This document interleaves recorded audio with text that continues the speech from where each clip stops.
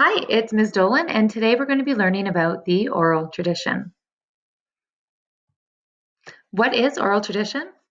Oral tradition is the oral transference of narrative history, story, and oratory as a process of educating, reproducing, and transferring organized bodies of knowledge.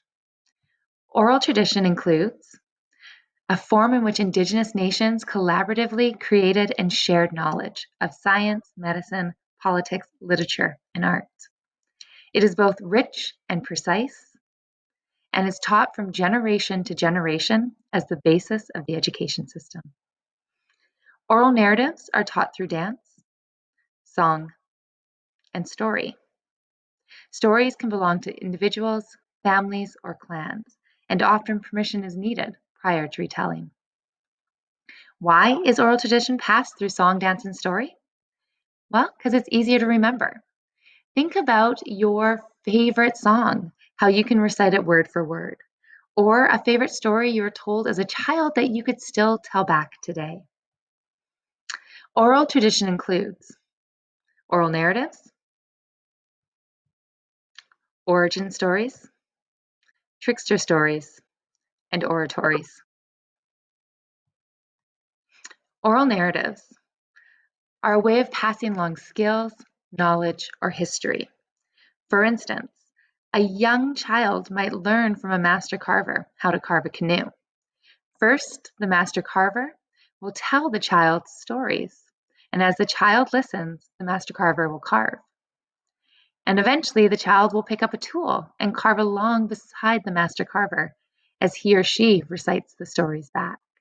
And finally, when the child can cite the stories and narratives precisely and has learned the skill of carving while doing so, that child will become a master carver in him or herself. Oral narratives also record the history of BC's First Nations. They have been found to be so accurate that they are now accepted as evidence of land and resource use in the Supreme Court of Canada. For instance, in the Delgamuukw decision, it was found that the oral songs shared by the Delgamuukw people were so precise that they were held with the same amount of accuracy, if not more so, than recorded histories written at the same time. Oral narratives include teaching a skill, passing knowledge of land and resource, as well as sharing individual, family, or tribal histories. Oral narratives also include origin stories, known as in the time of Transformers.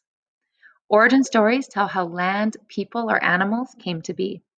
They explain the relationship between people and resources, and they emphasize a continuous existence. This is an example of the Haida origin story, where the first people floated in a clamshell onto the beaches of Haida Gwaii.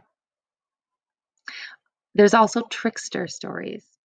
Tricksters are important animals within the oral narratives and often include coyote or raven. We see coyote in the Okanagan region, and raven is a classic character on the West Coast.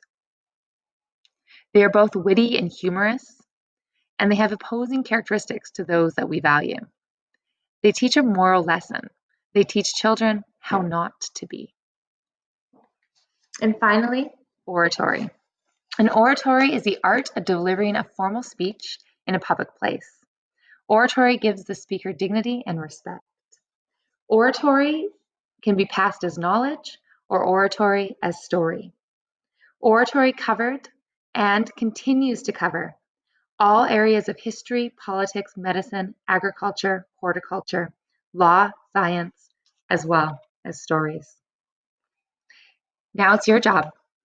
Continue to fill out your KWL chart with what you've learned and any questions that you still have. Once you're done that, click on the video link below and watch Big Rock Story from Raventails. As you're watching the story, write down clues of evidence of what type of story this is and how you know.